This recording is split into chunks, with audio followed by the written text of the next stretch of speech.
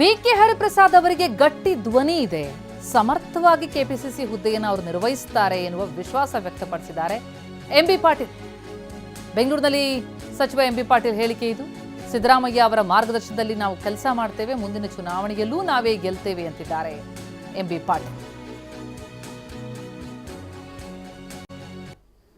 ಅವರು ಕೇಂದ್ರದಲ್ಲಿ ಎಐಸಿಸಿಯಲ್ಲಿ ಇವತ್ತು ಸಹ ಪ್ರಧಾನ ಕಾರ್ಯದರ್ಶಿಯಾಗಿ ಅನೇಕ ರಾಜ್ಯಗಳನ್ನು ಸೇವೆ ಮಾಡಿದಂಥವರು ಮತ್ತು NSY ಆಮೇಲೆ ಎಲ್ಲ ಇದರಿಂದ ಅಂಗಗಳಿಂದ ಬಂದಂಥವರು.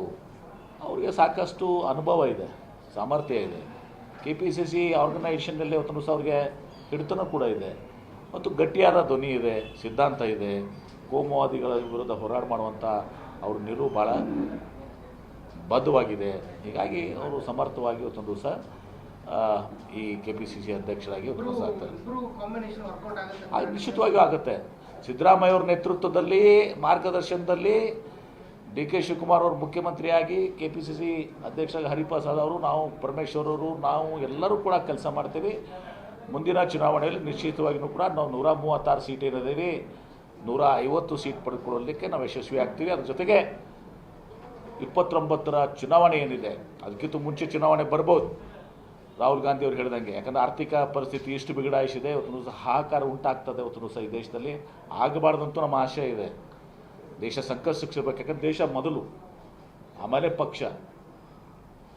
ಆದರೆ ಆ ರೀತಿಗೆ ಅಧೋಗತಿಗೆ ಇವತ್ತು ನುಸುರು ಒಯ್ದಿದ್ದಾರೆ.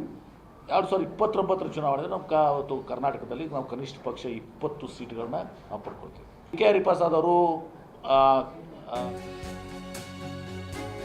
ಇನ್ನು ಹರಿಪ್ರಸಾದ್ ಅವರದ್ದು ನೇರ ನಡೆ, ನಿಷ್ಠುರವಾದಿ ಅವರ ನಾಯಕತ್ವದಲ್ಲಿ ಪಕ್ಷ ಸಂಘಟನೆಯಾಗತ್ತೆ ಎನ್ನೋ ಮಾತುಗಳನ್ನಾಡಿದ್ದಾರೆ ಸಚಿವ ರಾಮಲಿಂಗಾರೆಡ್ಡಿ. ಬೇರೆ ರಾಜ್ಯಗಳಲ್ಲೂ ಜವಾಬ್ದಾರಿ ನಾವು ನಿರ್ವಹಿಸಿದಂತಹ ಅನುಭವ ಇದೆ ಅಂತಿದ್ದಾರೆ ರಾಮಲಿಂಗಾರೆಡ್ಡಿ.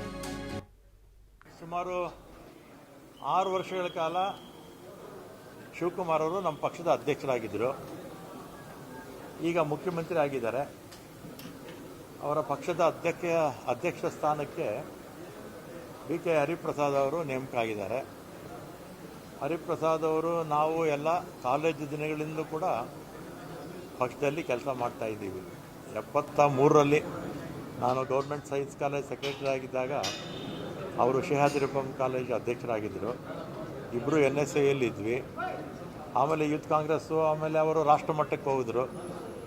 ಅಲ್ಲಿ ರಾಜ್ಯಸಭಾ ಸ್ಥಾನದ ಜೊತೆಗೆ ದೇಶದ ಯಾವ ಭಾಗದಲ್ಲಿ AICC ಕೆಲಸ ಕೊಡುತ್ತೋ ಅವರು ಪ್ರಧಾನ ಕಾರ್ಯದರ್ಶಿಯಾಗಿ ದೇಶದ ಬಹುತೇಕ ರಾಜ್ಯಗಳಲ್ಲಿ ಕೆಲಸ ಮಾಡಿದರು. ಇನ್ನು BK ಹರಿಪ್ರಸಾದ್ಗೆ KPCC ಅಧ್ಯಕ್ಷಗಿರಿ ಸಿಕ್ಕ ವಿಚಾರಕ್ಕೆ ಸಂಬಂಧಪಟ್ಟಂತೆ ಪ್ರಿಯಾಂಕ್ ಖರ್ಗೆ ಮಾತನಾಡಿದ್ದಾರೆ. ಸೇವಾದಳದಿಂದ ಕಾಂಗ್ರೆಸ್ನ ಕಟ್ಟಾಳು BKH, ಅವರ ಅನುಭವ ಸಂಘಟನೆಗೆ ಉಪಯೋಗವಾಗುತ್ತೆ ಅಂತ ಸಚಿವ ಪ್ರಿಯಾಂಕ್ ಖರ್ಗೆ ಹೇಳಿಕೆ.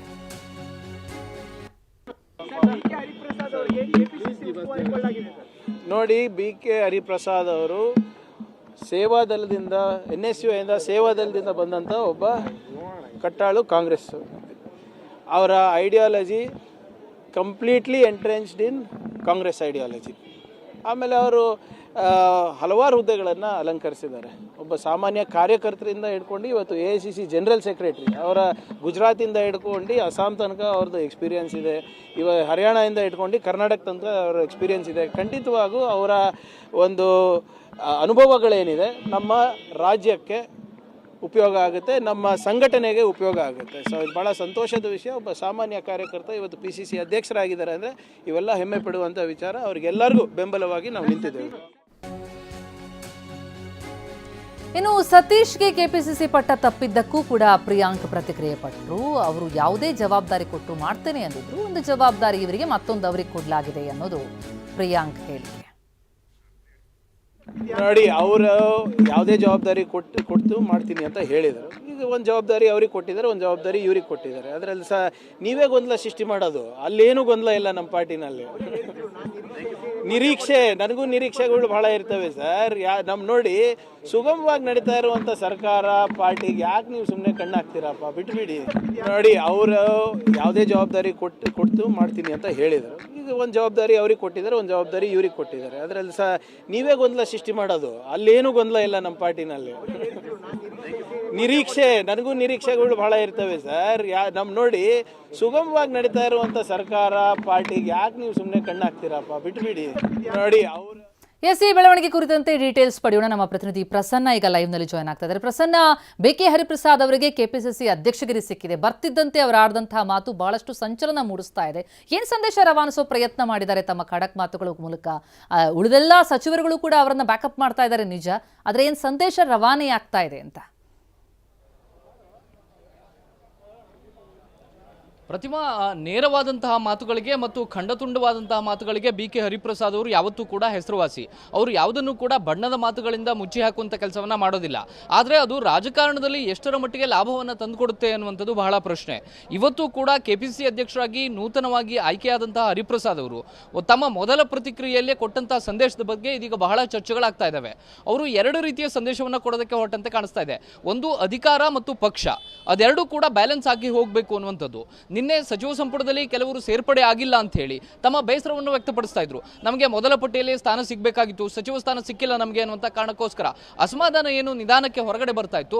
ಅದರ ಬಗ್ಗೆ ಪ್ರತಿಕ್ರಿಯೆ ಕೊಟ್ಟಂತಹ ಬಿಕೆ ಹರಿಪ್ರಸಾದ್ ಅವರು, ನೀವು ಯಾರು ಆಡಳಿತ ಮತ್ತು ಅಧಿಕಾರ ಬೇಕು ಅಂತವರು ಡಿಕೆ ಶಿವಕುಮಾರ್ ಅವರ ಜೊತೆ ಹೋಗಿ, ಸೋನಿಯಾ ಗಾಂಧಿ, ರಾಹುಲ್ ಗಾಂಧಿ, ಖರ್ಗೆ ಅವರ ಕೈಯನ್ನು ಯಾರು ಬಲಪಡಿಸಬೇಕು ಅನ್ನುವಂಥ ಇರಾದೆ ಇದೆ, ಅವರು ನಮ್ಮ ಜೊತೆಗೆ ಬನ್ನಿ ಅನ್ನುವಂಥ ಮಾತನ್ನ ನೇರವಾಗಿ ಹೇಳಿದ್ದಾರೆ.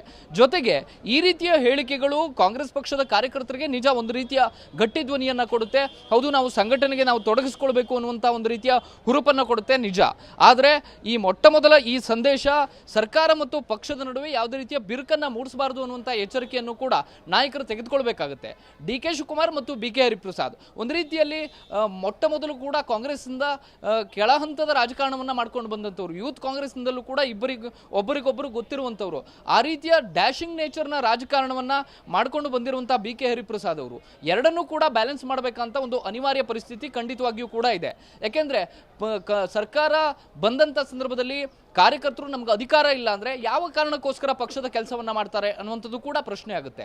ಈಗ ಕಾರ್ಯಕರ್ತರಿಗೆ ಇರುವಂತಹ ಬೇಸರ, ಸರ್ಕಾರ ಅಧಿಕಾರಕ್ಕೆ ಬಂದಿದೆ, ಪಕ್ಷವನ್ನ ಅಧಿಕಾರಕ್ಕೆ ತಂದಿದ್ದೀವಿ, ನಮಗೆ ಅಧಿಕಾರವನ್ನ ಯಾಕೆ ಕೊಡ್ತಾ ಇಲ್ಲ ಅನ್ನುವಂಥ ಒಂದು ಬೇಸರ, ಅಸಮಾಧಾನ ಅಥವಾ ಒಂದಷ್ಟು ಆತಂಕಗಳು ಸಹಜವಾಗಿ ಕಾರ್ಯಕರ್ತರಲ್ಲಿ ಇದೆ.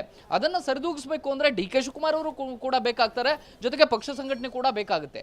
ಈ ಬ್ಯಾಲೆನ್ಸ್ ಅನ್ನ ಮಾಡೋದ್ರಲ್ಲಿ ಕಾಂಗ್ರೆಸ್ನ ನಾಯಕರು ಸ್ವಲ್ಪ ಮಟ್ಟಿಗೆ ಅದನ್ನ ಹಳಿಗೆ ತರಬೇಕಂತ ಲಕ್ಷಣಗಳು ಕಂಡು ಬರ್ತಾ ಇದಾವೆ. ಬಿಕೆ ಹರಿಪ್ರಸಾದ್ ಅವರು ಹೇಳಿದಂತಹ ಮಾತನ್ನ ಎಲ್ಲರೂ ಕೂಡ ಹೌದು, ಇವತ್ತು ನೂತನವಾಗಿ ಆಯ್ಕೆಯಾಗಿದ್ದಾರೆ, ಅವ್ರನ್ನ ಬ್ಯಾಕಪ್ ಮಾಡುವಂತ ಕೆಲಸವನ್ನ ಮಾಡ್ತಾ ಇದ್ದಾರೆ. ಜೊತೆಗೆ ಹರಿಪ್ರಸಾದ್ ಅವರ ಅನುಭವ ಸಣ್ಣ ಅನುಭವ ಅಲ್ಲ, ಅದು ಯಾವುದೋ ಒಂದು ವಾರ್ಡ್ಗೋ ಯಾವುದೋ ಒಂದು ಕ್ಷೇತ್ರಕ್ಕೆ ಸೀಮಿತ ಆದ ಅನುಭವ ಅಲ್ಲ.